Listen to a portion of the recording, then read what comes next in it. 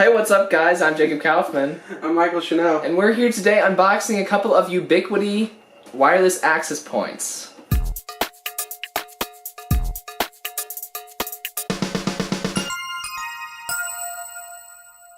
Alrighty, so you guys have seen Michael here before. We showed you building this computer a while ago. We showed you upgrading this computer, and now Michael's got a couple of wireless access points. So you've got a pretty complicated network setup going on in your house. It's pretty ridiculous, This is honestly. just his room. This is not how you should do it, but this is how I do it, because, so basically, there's a story behind all of this. The wireless in this house has always sucked. So I purchased this router, and there's another one in my brother's room to try to help with the coverage a little bit. Right, and those are connected with Ethernet or power adapters, I got a power line adapter here going into his room. So the problem is, and then I wanted to totally quit using the AT&T router in the basement. Right, so you have Uverse. Yeah, I have Uverse, which sucks. Yeah. It's horrible speed, but where we live, it's really hard to get anything better, honestly, right now. We're hoping.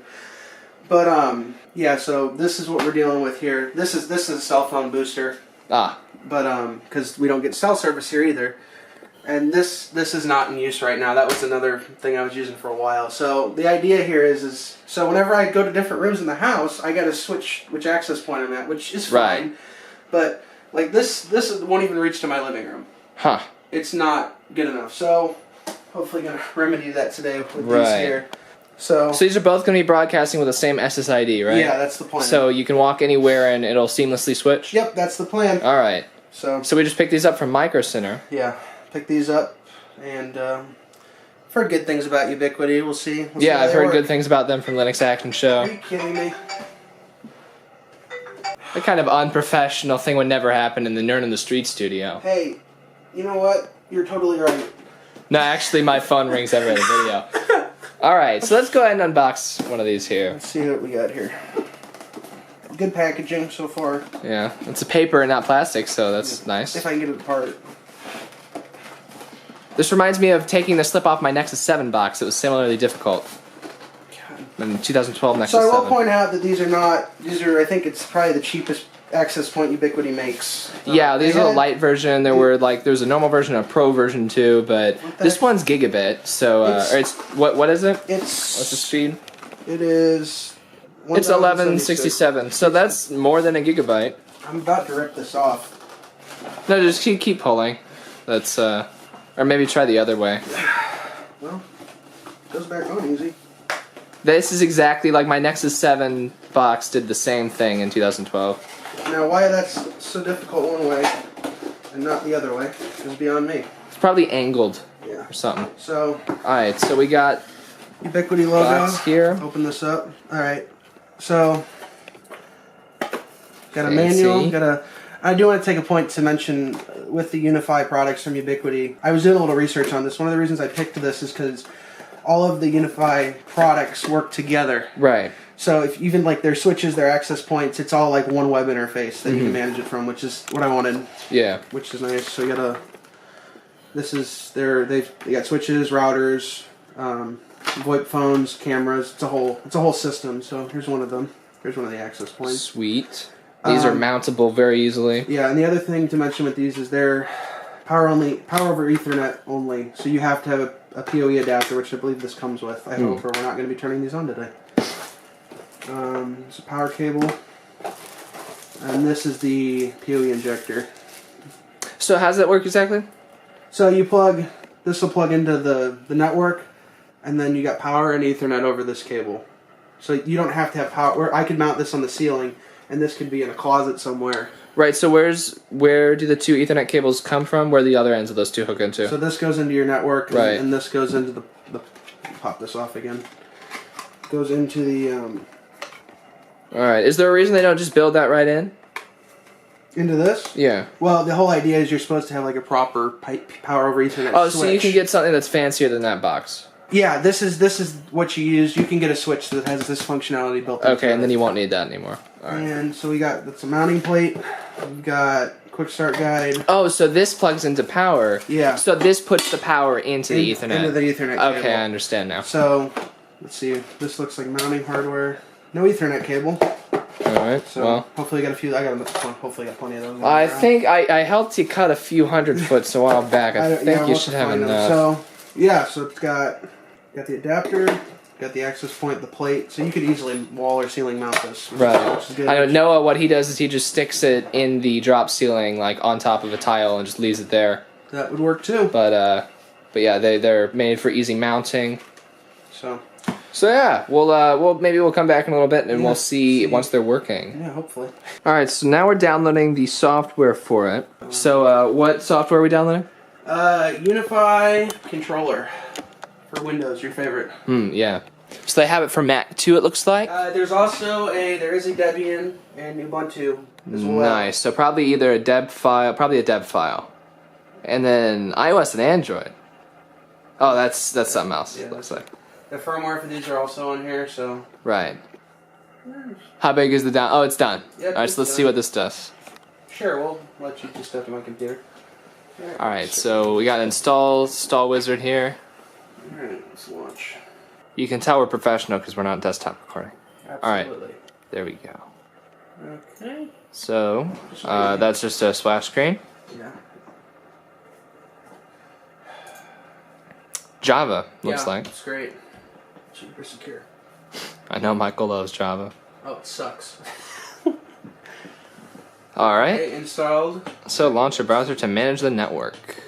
Looks like your certificates.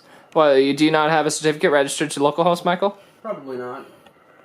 All right. Select your time zone. Yeah, that's right. Good. Okay. No, I should probably plug in the other one before we get too far here. Okay. Yeah, if you want to do both at once. See both of them. So yeah. We'll get that other one. So this is what it looks like when it's hooked up. Right now we got a white light on the top, and there's the bottom. So the Ethernet cable just plugs in, and this runs, in case you're new to this whole Power over Ethernet thing like I am, this runs to the Power over Ethernet adapter, and then this is going to his switch, or it could also go straight to your router, you know, if you've just got a router. And then this plugs into an outlet in the wall, so it takes the network and the power and puts them both out here. Now, if I was designing this, I would put the power and the network on one side and then have the one going to the Ubiquiti access point on the other side so that it's more clear what's coming in and what's going out. But, you know, this is just a cheap thing. Like Michael said, the idea is that you would have a central rack somewhere where you have all of the, you know, power injectors, and then you could not have to run power to every single access point you have. Ubiquiti has, and I wanted one, they were $200. It was like $250 for a 10-port Power over Ethernet switch. Yeah. Which is the way you'd want to do it, and I probably will in the future. It's just not very affordable, so right. We're not gonna. I didn't buy that today. All right, so Michael's setting that other one up right now. See ya. Yeah, it flashed blue when we first turned it on. Now it's got white light coming out of it. And I will say the software did recognize the one access point. Yeah. No problems. Uptime. And that's just on your network, right? You did not connect that to your computer at all. No, I just plugged it into my Netgear switch up there. Right. Which. All right, so we'll do that. Okay, I need to find. And you said it does have a gigabit connection right now. Yeah, it's because you can tell through the switch. See, this is a 10100. That's gigabit. All right. So it's pulling gigabit from the switch. Cool. I don't have another power adapter. I'll figure something out. I'll steal one from over there. So I probably should have wrapped these up after game night. Yeah. Do they just sell spools that you could put wires around? Because I would buy those. What, like a spool of... Just like a spool, an empty spool. Yeah. They're expensive, though. Yeah, see, they shouldn't be. It's just like a plastic circle. It's like $12, but, you know... That's not that bad, I guess. You figure you want 5 or 6 of them. Yeah, I guess. It gets expensive rather quickly. So I don't actually know if all these cables work. Right, me and Michael patched these together when he was doing a game night. Yeah, game night, and most of them worked, a couple of them didn't, but I wasn't. Luckily, we didn't keep track of who made which cables, so Michael can't yell at me for getting them wrong. It was the ones where they weren't crimped all the way. Ah. So, I don't know. I'm not going to blame anybody, because I don't know for sure. So, this would go into LAN. Alright. And then I'm going to take...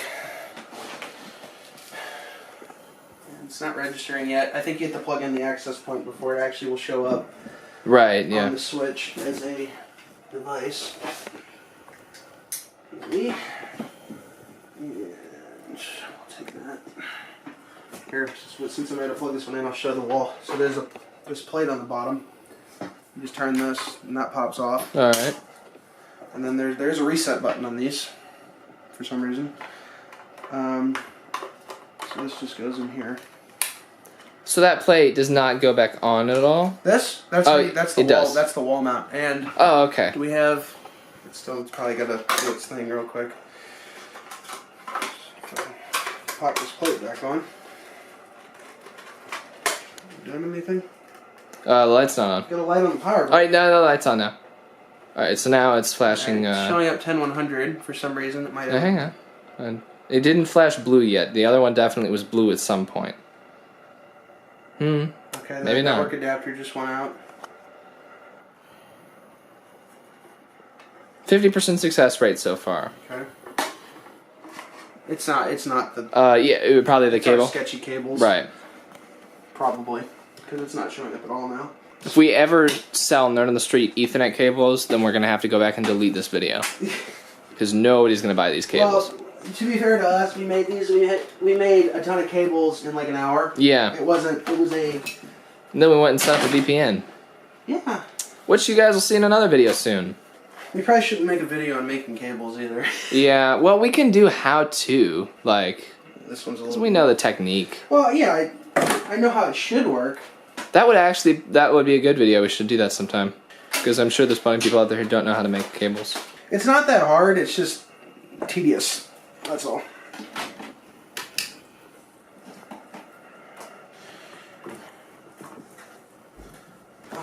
Alright, so he's plugging that into the injector over there, and here... There we go. Yep. Now it's showing full gigabit. So. Right. So let's refresh the setup wizard. You can tell it's full gigabit because both of the lights are on. Alright, now here, look at this. Alright. So now the setup wizard it's showing the two access points, the software versions, and how long they've been up. So that was the first one. So the first one's been up for 10 minutes, the other one's been up for about 1 minute. Both.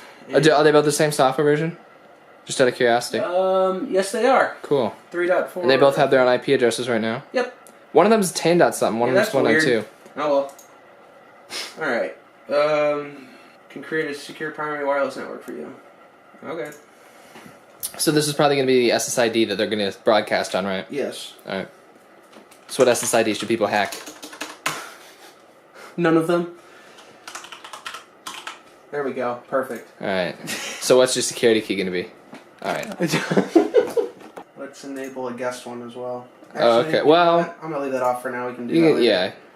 Unless you're having guests over you don't really trust, so that shouldn't Actually, be I'm an issue. Change this to something else. How do you make your Wi-Fi codes? I used what was on my 2-wire one about 5 years ago that we don't even have anymore. I'm trying to think if there's something... Just random.org. What's this? What? I don't know. That'll work. This is how Michael comes up with his passwords. He finds random sticky notes in his room. I'm probably going to I just realized earlier when we were shooting, you realized that... Yeah. Let's not use that. No, all of those were in the shot. Who cares? Alright. Well, just use that. None of our viewers are going to come to your house. No, there's the paper we hung up the day that we were making the cables. Oh, yeah. Yeah. Yeah, I can change it later. I don't really care. Yeah. Let's use that. You can't blame me for that one. Yeah, no, this one's on me. Hello? Hey.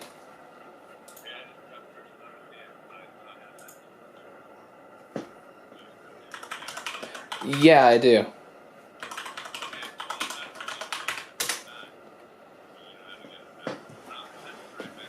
Okay, I'm actually at Michael's right now, and I shouldn't be here. Alright. Okay. Well then, yeah, I'll see. Alright. Alright, thanks. Okay. Bye. Alright. Alright, bye. Alright, so alrighty. The lights have changed. The lights turned blue, which is cooler. Everything's cooler when it's blue. I believe the Ubiquiti, that is the thing. So, I just logged into the dashboard. Alright, so what do we have here? We've got wireless, so we've got the WLAN, like the wireless network is working. It's not connected to the rest of the network, it looks like. No, so we probably gotta do some things. So, it tells you just off the bat here, so it says I have 2 access points, 0 users. Here, I'll make that one user. Oh, that's cool. Oh, what? So, like, you could put map. Oh, cool. This is just a sample map, but it looks like you can change, you know, put in where they are. A photo. I can't focus that zoomed in, darn it. There's where it looks like that drop down in the top right, where it says sample. I don't know if there's anything else in there, but yeah, so you can upload. Okay, well that's cool. Different maps. Probably won't do that. All right, so here's the 2 access points. All right, so the status is provisioning. Whatever that means. Well, what's provisioning mean? Because it's probably important since it's not working. Whatever. So if you look here, you can. If I did have switches or routers, you can. Right, you can manage all of your Ubiquiti stuff through the one program. I'm actually going to try and connect right here. Or I can. I'll do it too. So I've got. You see, I'm connected to your AT&T right now, but I'll go Chino. And what was the pass? Oh, well. Here. I recently got a new screen protector, so there's no longer scratches in the middle of my screen. Nice. Okay, obtaining an IP address. All right, so we'll see if I can connect to these routers here. Should be a pretty good signal. Yeah. All right, I'm connected with full bars, but there's no internet. Okay, let's see if it's showing a. Okay, connected. They say connected now. Okay. Let's go to the dashboard. Still no LAN data. Refresh. Good idea. Okay, I have 1 user. Sweet. So user count went up. I'm the first user. All right, so under clients, it's got my. Right. Does it have my MAC address or anything? It's got internet MAC address. Sweet. IP address. What's connected to uptime block. Block. So it looks like here's like. It looks like you can go back there. It looks like you can reconnect. Yeah. It's like if one of your devices is like being stupid with the Wi-Fi, you can hit that and force it to reconnect. This. Yeah. So let's see what else is in here. We've got statistics. Number of clients won. Current usage. So it tells you. So it's got real-time data on how much bandwidth you're using and stuff. So that's very. This stuff is made for enterprises. So like if you're running a hotel, you want to see like are the people in one room using like way too much bandwidth, or like which ones of your access points are using a lot of bandwidth. Let's see what insights are. Insights. So okay. You've got my 1+2 things on the manufacturer. Last time you were on the network. Cool. Wired, wireless. Okay. So if I go to settings, I'm just curious what we all got here. Enable status. Go for enable status LED. So if you uncheck that, let's see if it's in real time. Uncheck. No, you have to hit apply, but. Oh well, hit apply. Yep. Aha. I think there's also a way. Let me see if we can do this. There's a way. I know with some of these higher end ones, did it go back on both? One of them came back on. Apply. Well, whatever. Uh-oh. We burnt out the LED. Except LEDs don't burn out. Here, let's try this again. You broke it. Well, I should probably turn the other one on now. Just screwing with us. Oh, there we go. Whatever. There is a way, I think. Let's see if we can do it. If I go into one of these access points, see where it says locate? Yeah. If I click locate, it's then it flashes the one that you click locate on. If you have 50 of these in a building, right? You can. You know exactly which one it is. Cool. So now, can you do it? It would be really handy if it went the other way, where if you're at an access point, you pull up the control page, but you don't know which one controls this access point. If I could hit a button and have it say, "You're looking at access point 12." Yeah. There's probably another way to do that. Well, usually what I've seen in our school is they will put the name of the. They will put a label on there with what the access point is. In the software, so that's kind of cool. Mm-hmm. What else we got here? Can we get some internet? See if you can get that working. If I go here. LAN. So create a new network or something, or edit, or no, go back. Edit the one that's already there first. Oh, okay. Edit. DHCP server. We don't want that. That's. And then is the subnet right and everything? I have no idea. Well, what's your router's IP? That's a good question. Because that should be your router's IP. If you got mine's 1.1, but some people have 0.1 on. I believe that. That's probably right. Okay. We'll find out. Yeah. Save that. All right. Controller settings. Interesting. So you can have a guest portal where you can restrict some stuff down and. Admins, just me for now. User groups, which would be nice if you had a ton of people. Yeah, so you can set limited download and upload. VoIP controller. I think this controller is for remote access and management. Yeah. Cloud access, that's maintenance. So this is just your... Okay. Cool. Got internet yet? Oh, let me check. You can probably see on there. Now, what is this security? WPA PSK? Yeah. Personal. WPA personal. WEP, right? That's what we want? I'm kidding. Right, we want our encryption to be crackable in 30 seconds. Alright, I do have internet, but it's going slow, so it might not be from my Wi-Fi. Nope, I think I have internet. Good. Well, hang on. No, I don't know. You know what? I wonder if I wonder if this is talking about different Ubiquiti devices. Yeah, it might be for if you're doing a full stack network. I'm going to whatismyip.com, and you can do that there, and we'll see. Then people can DDoS you. Yeah, please don't. And then, all right, so I got 99.189. See if that's what you got. So this is what I got when I went to whatismyip.com. 99.189. All right, so I am connected to your network right now through the Ubiquiti device. Cool. So it could be possible that my internet's just complete crap. What do you mean? If it's slow, because you said it was slow. Oh yeah, that's probably it. That's Speedy Cache. I'll tell you how you don't make Speedy Cache by starting a YouTube channel. Nothing speedy about it. Let's just try this. I'm curious. Let's see what we get. It's gonna be pretty bad. What's your speed at your house? Like 20 down, 4 up. Even though I'm supposed to be getting 100 down. Yeah. Oh yeah. Thanks, Charter. Come on, that's a good sign. God bless America. It's so bad. It's like ping 30 seconds. No, it's probably worse. 23. Okay. That's what we're paying for. Are you paying for 15 down? Yeah. That's the max you can get. See, we're paying for 100 down, but we get 15 down. That's weird. You have Charter Spectrum? Yeah. Well, it was just Charter when we got it. It's called Spectrum now. See, I've not heard that complaint from other people. That's interesting. Our modem's probably outdated, but they won't give us a new one. This is the bad part. Yeah. So, like, when you're doing live streams or uploading YouTube videos, you can't. What's your upload speed? Like 4. Yeah, that's bad.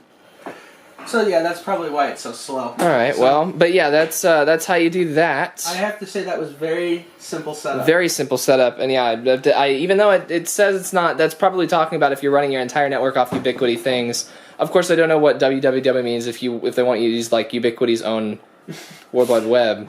But you probably need one of their routers for that. Yeah, probably. But yeah, I'm connected through them, and I went to a website successfully. Let's look at the statistics now that there's somebody. Okay, so it's showing traffic now. So the traffic top access points. So I did connect to one of those access points for a sliver of time. It looks like.